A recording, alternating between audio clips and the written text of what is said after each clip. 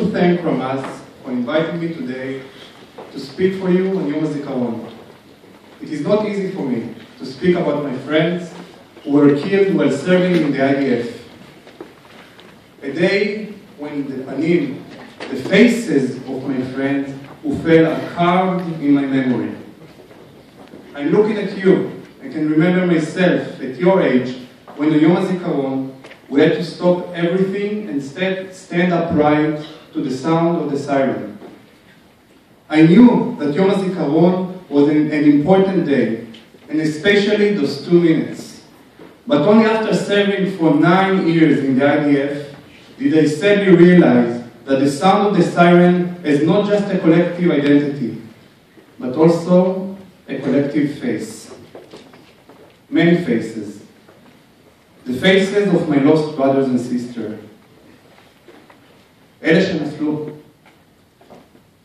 A painful aspect of growing up in Israel is that sorrow, tzar, in all of its complex forms, is an integral part of our existence. Sometimes it takes up a more emotional space, sometimes a little less, but it's always there. Often we share it, like today. I'm still grieving for Samal Rishon, Alon Avrami, my friend and roommate from combat medical course חובשים קרביים. He was one of 3 soldiers whose life was cut tragically short when a mechabel, a terrorist, infiltrated the army base in Gaza in October 2003. I continue to mourn the untimely death of Segen Tsuro, my friend from an officer's course whom I shared a tent, חלקתי אוהל. He was one of 4 Israelis killed when a female suicide bomber detonated a bomb at the Erez crossing in Gaza Strip in January 2004. As recently as May 2011, I lost yet another comrade, Aviv Murad. Aviv, one of my closest childhood friends, was taken from us when a truck driver from the town of Farkash smashed into Aviv's car in Ramat Gan in an individual terrorist plot. And Dima, who was a soldier on my missile boat, Sfinat Tilim, who was killed in 2011, and unfortunately, I cannot tell you why or how he fell. Between the losses of Tzur and Aviv, I also suffered the loss of my dear, dear friend, Thom Farkash. Though Thom and I, along with many others, were prepared to serve and knew the risk involved, but we were never prepared to lose friends. Before we talk to you about Thom, I would like to share a bit about myself. My name is Amir Telem. I'm 31 years old. I work in Misrad HaBitachon, Ministry of Defense, Israeli Ministry of Defense in New York City. I'm also studying for my master's degree at NYC. I was born and joyfully grew up in a small moshav in the Golan Heights called Moshav Ani Am.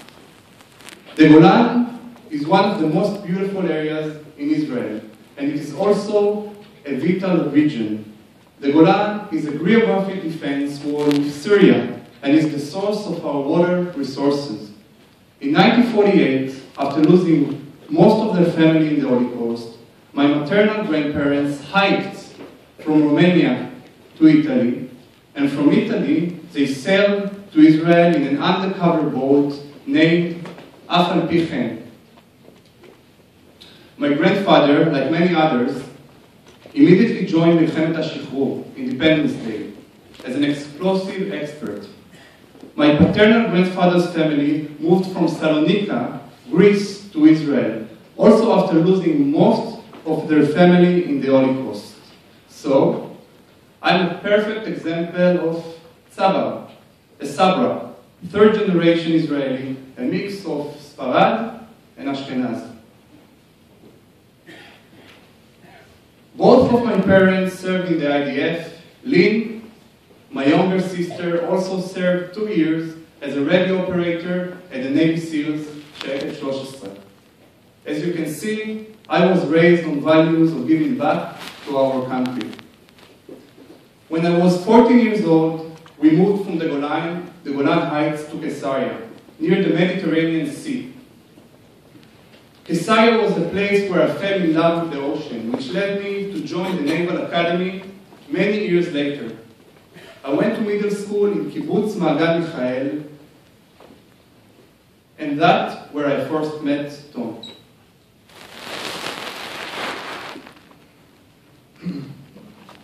Thom was actually born in Canada, and at the age of 12, he moved together with his family to Caesarea. I met Thom in school, where he stood out because of his perfect English and Canadian-American great look. We met in the neighborhoods of Caesarea or in school, playing soccer on the beach, partying, or having discussions about life and mutual dreams. He was the goalkeeper of class number 5, and I was the goal scorer of class number 6. Every year, we had a school soccer championship, and we faced each other in this sport challenge. This was a beautiful age of true friendship. Friends were not just friends, we were brothers. When we were 18, we joined the IDF. I began as a chovesh kravi, a combat medic, and continued to course Ksinim, officers course, because I wanted to contribute more to Israel and to have a greater influence on our soldiers. After 3 years of mandatory service, amazed by the tools I gained from the IDF, I decided to volunteer for Special Forces and join the Naval Academy, Course Choblim. I experienced many operations in far destination, which I really wish I could tell you about. And Thom, like his father before him, joined the Air Force Academy, Chelagil, to be a tayas. Once in a while, we both had the luck being home at the same weekend. We'd meet and catch up in a very, very short time. In July 2006, when Thom was 23 years old, it was the beginning of the Second Lebanon War, Milchemet Lebanon Shniya. The war began when militants from Hezbollah fired rockets at Israeli border towns as a diversion for anti-tank missile attack on 2 armored Humvees, patrolling the Israeli side of the border fence. The ambush left 3 soldiers dead. This was the incident in which Sergeants Eldad Regev and Ehud Goldwasser were kidnapped and taken by Hezbollah to Lebanon, and eventually were killed. Zichronam Livracha. This attack found Israel not ready for a long operation, but as you know, in the state of Israel, ish lo nishar me'achor. In the same time, Thom had been on dozens of flying missions in the air for hours and hours. Those were days of craziness and stress when combat soldiers, including me from the sea and Thom from the air, fought around the clock against the Hezbollah militants. Thom's parents, Anat and Doron, felt that even though Thom was exhausted, they wanted to celebrate his birthday. So they hired an ice cream truck to send something sweet to all the guys in his unit. But the soundtrack was all the noise of the helicopters. The endless clamor reminded everyone that we were in the throes of a land war. Less than a week after his birthday celebration, I got the terrible and the devastating news. I will never forget this phone call. The phone call from my mother, who knew all too well that she could only call me in the case of emergency. I was on my missile boat in preparation for a long activity. I had about an hour before leaving on a mission to Lebanon. I answered the phone knowing something is wrong. I just didn't know what. My mom told me, אמיר, אני יודעת שאתה עסוק, אבל יש לי משהו שאני חייבת להגיד לך. Thom נהרג. Thom was killed. My heart sank. I had no time to process this horrible news. I left the ship's platform with a terrible feeling. Though I could not release them, I was full of intense tears. Every year on Yom HaZikaron, I make it a point to visit Thom at his grave. Sometimes I say hello and ask how he is. Other times, I really cannot speak. On my last visit to Thom's grave, Kever, while still in my officer's uniforms, around 4 p.m., after attending to the official Memorial Day tekes of the Israeli Navy, I went to visit Thom at the cemetery in Caesarea. It was quite late for someone to be in the cemetery because usually the Brit family are hosting guests in their homes. I wasn't expecting anyone to be there. Much to my surprise, when I got there, his father, Doron, and many of Thom's friends were there. I was so embarrassed, but shook his father's hand and said, "Mishtatef b'tza'ar. How deeply sorry I am for your loss." When Thom's Apache helicopter crashed into the ground, his beautiful life was cut way too short.